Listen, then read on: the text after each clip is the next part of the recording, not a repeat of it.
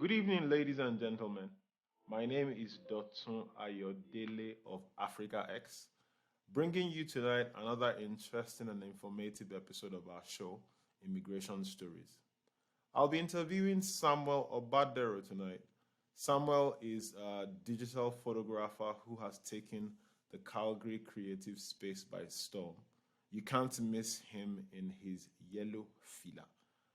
Without taking any more time, I'd like you to welcome with me Samuel Obadero. I haven't decided to go gung ho before we start forecasting and looking forward. Let's take a step back and go back to the very beginning. Yeah.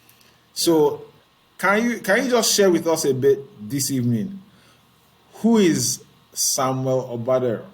Samuel uh, is the son of middle class hardworking folks in Nigeria. My dad is from Kogi State. My mom is from Ondo State.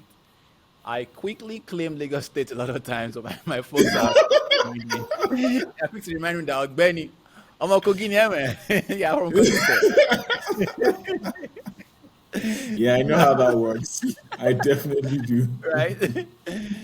So I grew up quickly, and I grew up um, under strong counsel from folks who genuinely love me, and they showed me how to navigate life as much as they knew and as much as they could. Uh, Fast forward, I went to school, studied computer science. After school, I went on to study digital photography, which was definitely frowned upon by these folks who showed me the way. Yeah, I Right? can imagine that in this day and age, studying digital photography after a degree in computer science. Wow, that's They're not bold. agree. They're not That's agree. bold. Yeah, That's so I went on to bold. study.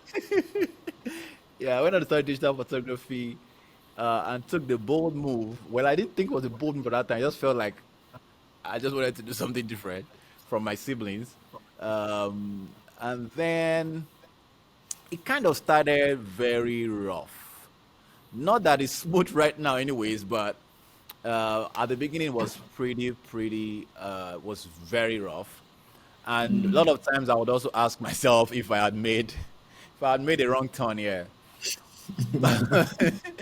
But the things that I would say are value for me, what I would say my value is, or my values are, still, we're still checking out, even though it was rough, but my values were still checking. Like, okay, my values are still intact. So that just kind of kept me grounded and just know, okay, if my values are still fine, everything will probably still fall in place eventually. Um, and then in the midst of that, I got married to my beautiful, wonderful wife, Oluwakemi.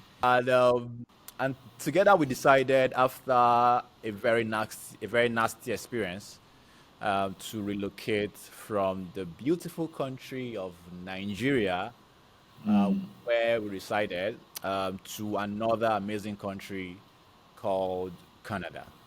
And in a nutshell, that is my story to Canada.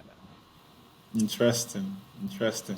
So married, computer science, pivoting into digital photography, and then transferring everything from Lagos, right? Yep. From Lagos to Calgary. Why Calgary? First question. So that's a great question. Okay, yeah, I if I just throw some words out here, it would just be just me. It'll be me making up stories. The truth Okay. is, I never knew that there was a place called Calgary. Okay. Uh, I don't have friends at the time I was moving. I didn't have friends or family in Calgary either. However, my wife and I did our mathematics. We brought our savings to the table. That is how much we have. This is the cost of living in these cities. Also, we also wanted a place where we'd also have at least a fair, good chance to get a means of livelihood, get a good job at least. So we just kind of did that math and found a place that, okay, cost of living is not too high that we cannot be able to pay the rent. Neither is this so low that the jobs we will get would not be the kind of jobs that we wanted. So we just kind of felt Okay. and just did a graph for somewhere in between. And Calgary was that sweet spot for us at the time. And hey, Wow. I love it here. I do not regret one bit that we moved to Calgary. I think Calgary is an amazing, amazing, amazing, amazing city. On that one, I couldn't agree more. So, from Lagos to Calgary, what was day one like? Why were you one of those people that decided to come in January to come and No. start New Year in Canada? Okay, great question again. Because it's a very funny story. So we came in August actually. We Okay, came in cool. August. Good, I good. think 17th or 16th of August, if I can recollect properly. And I remember that the person who picked up a very amazing guy who picked us from the airport, Tolu Oguntoyinbo. God bless him every day. He brought us from the airport and also housed us for a little while, took care of us. I remember that I was driving when he was driving us from the airport. Uh, he had the he had the glass to the car wound down, and I was seated Yeah. with him in front. I remember that day I was wearing my t-shirt, I wore a sweatshirt, and then I wore a hooded cardigan on it. And while driving, I was like, Mr. Tulejo, sorry, I'll say it in English again. I'll say it in Yoruba first, and I'll say it in English. I was like, Mr. Tulejo, about wind of glass, you to me. And he laughed. August, you have no And idea, man. this is not what I said in Yoruba is that I told the person who drove us, a very good friend of mine now, yeah, I was pleading with him to kindly wind up the glass because I was feeling so much cold. And this was in August, by the way. So that was my first experience. That was my introduction into the weather of this city. August was cold for me. August was very cold. And then he chuckled and said, don't worry. After a while, you get used to it. Get used to it. By the way, he was wearing shorts and t-shirt. Oh boy. There we go. Welcome to Calgary. Yes, thank you. Welcome to Calgary. Uh, And so so the body, sorry to cut you. go The ahead. human body is such a fantastic, such an amazing, intricately designed, whatever you're going to call it, that it actually learns the new information and adapts to it really quickly. To Yeah. think that even in September, October now, I can still wear shorts and be fine. Compared to my first day, it's like Yeah. how far the body has learned Yeah. and Yeah. adjusted quickly. Of course, you can never be used to the cold in this city, of course, No. because the cold in this city is a Something else. advanced is advanced cold. It is. It is. I remember I work at the YMCA, and one of the very when I started working there, at least I think maybe the first month, one day I was going to work, and then I opened the door to my apartment outside, and the cold that slapped me, that's when the cold that slapped my face, the cold slapped me so hard, and I just shut the door. I went back and I was crying, and I called my boss that I'm not feeling well, that I can't come into work today. It was the cold in this city, advanced me. Oh boy. So you've had that experience, eh? Yeah. You're just like, no, not today, man. Not No, not happening. today. I'm not doing this today. No, Good. no. Those are the iconic events that notify you that you have become a Calgarian. Yes, that you are Yeah, here. just notify you that okay, yeah, welcome. You have been baptized, that kind of thing. Served you notice. So telling me your experience, right? Was everybody like that you met, like Mr. Oguntoyinbo? It's a great question.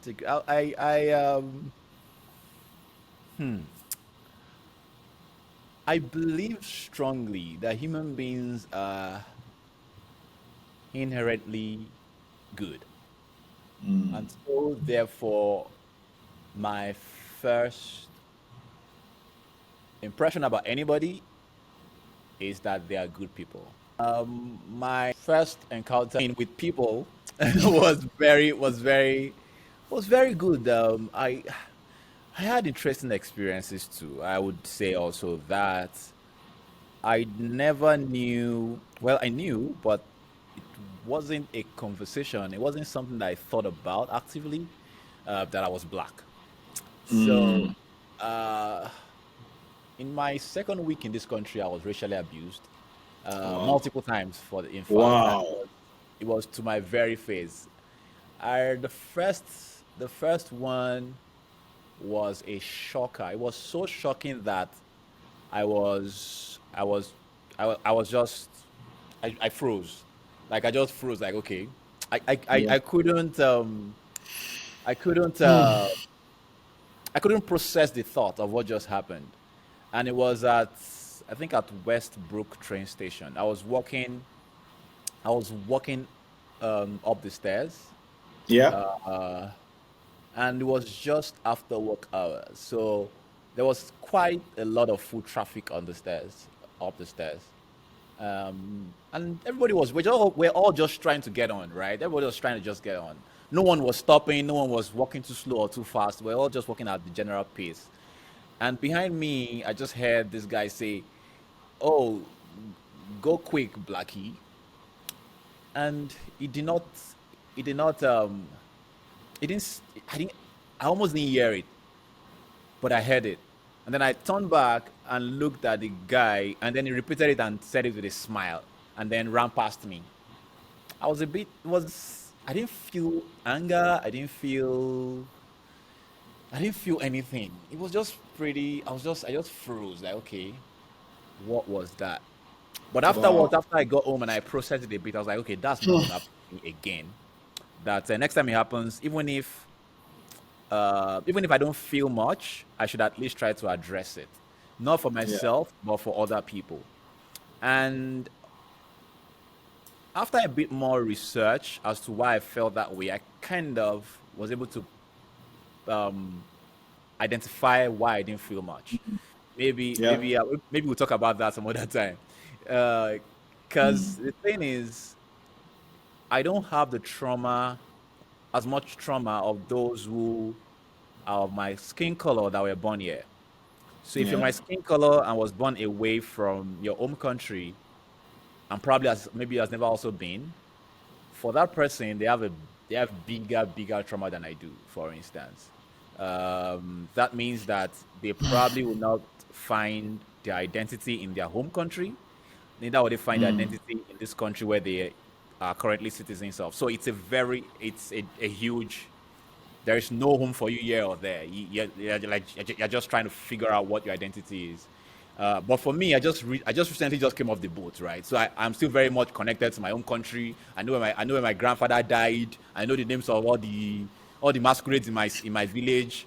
So you calling me anything, I do not suffer any kind of identity crisis in that space, and I've never actually felt that way too. So I guess that was why on a sub level, that was why I did not really feel any kind of thing when he said it the first time. However, the Wow. second time was also at the train station, at Heritage train station this time, and Wow. I don't know waiting concern me and waiting. I don't know whether na train station is something that they do am. I don't know, but the second time was also at the train station. Was at Heritage this time. Um, it was I parked in the parking lot, then walked in to take the train to come to downtown, and I was standing in front of the glass door, And the railway station, like most, like all the, probably even all the stations, they have like multiple entrances and exit points. Yep. And I was standing in front of one of the entrances, and I was lost in thought. I was just looking. I was looking, but I was not seeing. And there was this guy that was walking towards me. I knew he was walking towards me, but I just didn't pay any attention. There are several routes, and I can enter the next door, next door. There's door all over. But I noticed that it was not going either way. It was just coming Yeah, like, he was not diverting. He was coming yeah, it wasn't straight for you. diverting. It was just coming straight at me. I just didn't register. I was just still looking and just thinking about whatever I was thinking about. But then it was coming too close. Then I caught myself. Okay, Benny, show you know, see, say person day for a year. And then when it was just in my face, it then went aside. And beside me, he chuckled with a friend of his who was actually beside me earlier. And they said they used the same word to describe me. And he said, "What are you looking at, Blackie?" He thought I was looking at him apparently, but I was actually not looking at him. But even if I was looking at him, should he call me Blackie? But I felt I needed to address it. Next time I probably would not because it might have escalated to something else. But on that Yeah. day, I felt the need to address it. So I went up to him and I stood toe to toe. Shall I take 30 minutes by? Sure, we never enter Go 30 ahead, minutes. man. I went up to him and I stood like in his face and I said, with a smile on my face, I said, "You called me a word. Can you repeat it in my face right now?" And I literally saw this guy melt. Like, but boy, it melts, man. And he just like, and just started shaking. No, no, no. I didn't say nothing. I don't want any trouble. My friend also doesn't want any trouble. No, no, no. It's okay. Don't. There's no problem, right? I just want to say it again to my face. And he was like, no, it is. I said, okay, you know what you're going to do now? Let this be the last time you ever use that word for anybody that looks like me. Don't do it again. It's not fair. It's not a nice thing to say. That's all I have to say. And then he was like, oh, I'm sorry. I didn't mean it. Yada, yada, yada, yada, yada. And then I left. I felt good that I did that. But then on the Yeah. second thought, I kind of like feel, okay, what if the guy brought out a weapon or whatever, what could have happened at that point? Like, I don't think I made a That, smart. that could have degenerated very quickly depending on Yeah, who was on the other side. yeah, yeah, yeah. Right. But it's good you addressed it because at least even if not for always, for a while, he will think twice about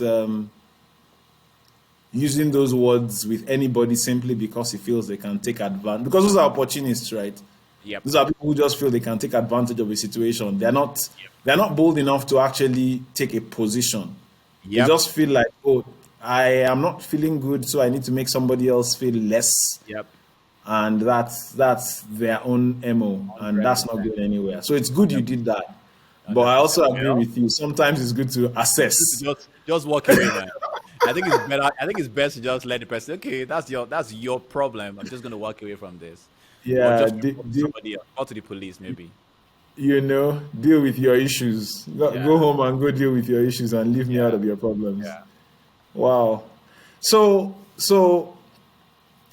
barring those forgettable experiences, this is let me see. I met you for the first time in 2018 at the Calgary Petroleum Club. Yep. You were volunteering with CCIS at the time. Yes, I was. So that's 3 years ago, Yeah, thereabout. thereabouts. How's it been between then and now? Man, beautiful. One word, beautiful. Beautiful. I like Beautiful. that. Beautiful Beautiful. like your yellow cap. Swag. So Yes. tell me about it. I have nothing to complain about. I think that this city has been very gracious and kind to me. I've met the most amazing folks in this place. I think I've been blessed. I think I've been lucky and blessed. And I don't take any of all of the things that I've done here so far for granted. And I feel like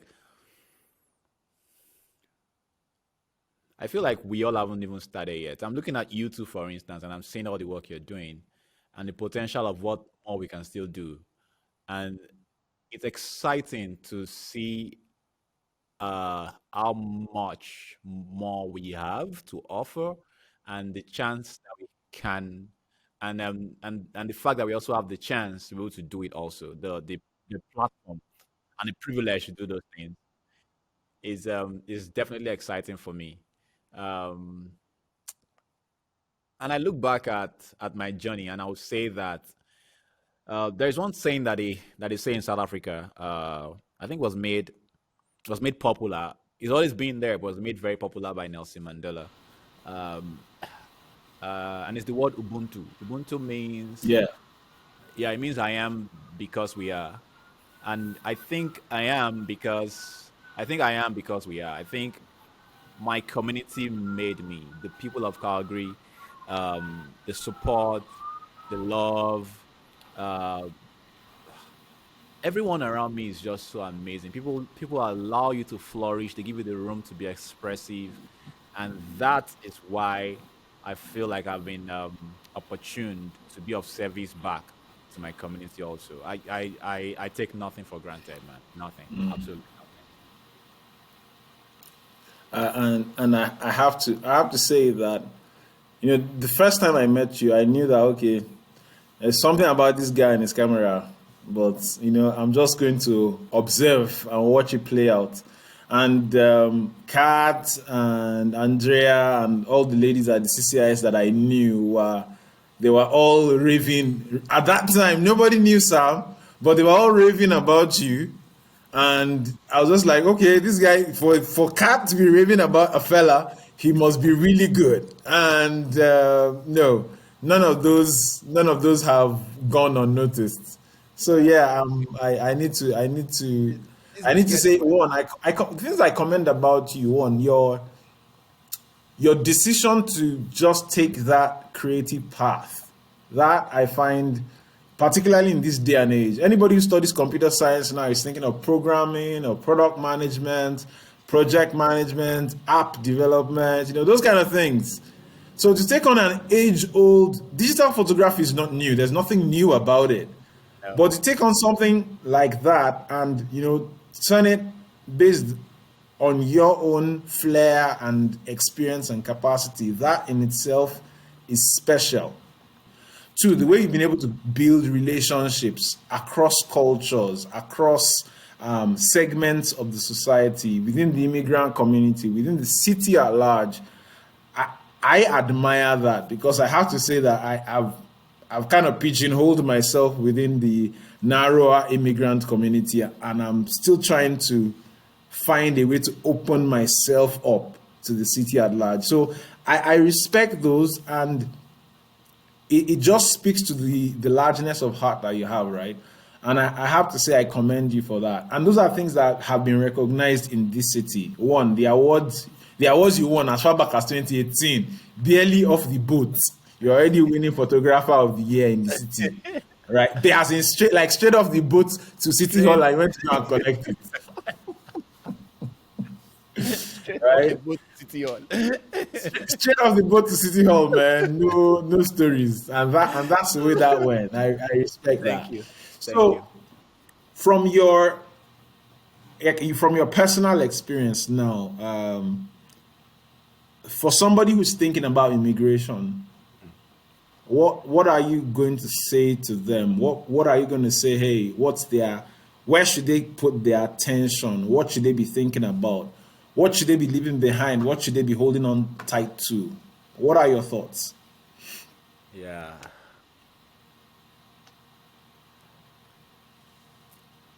Don't come.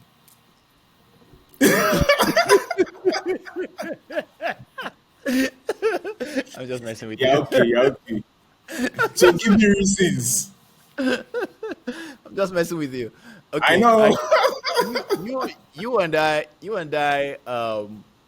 had a conversation before now, Yeah. and and uh, and I think that is what should be the mentality of anyone who is looking to immigrate to a new place. I feel like moving to a new place, whether it's to a new country or to a new city within your country or to a new town within your city or to a new building within your town, it's a chance to start again. It's a chance to open a new sleeve and start writing another epistle of your life. So I would say that, and hey, and when you now talk about moving from the great country of Nigeria or from anywhere to this amazing country called Canada, I think it would be doing this. I think one would be doing disservice to oneself if one does not see it as a chance to start again, to really be who they want to be. Because Canada is a place that has the blank canvas, literally, for you to paint whatever it is you want to paint on for yourself. Yeah. When I say anything, I genuinely mean anything. You can be anything. There is, of course, nothing's going to be served to anybody on a plate and just given. You still have to work out your own salvation with fear and trembling. Yeah. But the chances that one has to be anything um, is massive, and that is what I would say. That would be my major advice to anyone who wants to relocate. It's and this work is a work of the mindset of, okay, am I willing to be am I willing to be humble enough to want to try to learn? You, for instance, who's learning a new language from the scratch, it takes humility to say, okay, I want to learn something new. I want to be something different. I want to try something I've not done before, and and I'm being resilient enough, even though you have the right mindset. Now having the resiliency to marry all of your tasks. See, right now I can imagine what's going on at the back end of your space right now. Your BTS is crazy right now. Doing, of you doing this that you love, and also being a father to Zuri, and also Yeah. attending to what's happening behind you and around you and all of that, and Yeah. and still not stopping what you want to do. So that exactly is a picture of what I would say anyone who is coming here to actually see. You have to have the right mindset and also be ready to be resilient to marry all of these things together, your passion, your present realities, what you want to do, how you want to do it, and still be able to keep some kind of sanity in that space. And hey, I'm not. Don't be afraid of people. Might tell you, people might say things that probably might get you scared. I would say that there's nothing, absolutely nothing to be afraid of. There is so much goodness in starting again. There's so much goodness in starting afresh and learning a new trick, a new language, a new food, a new lifestyle, a new culture. It is so refreshing. Nothing is better, especially for the younger ones. Hey, not be say we don't old like that, like that. Let me say we don't old like especially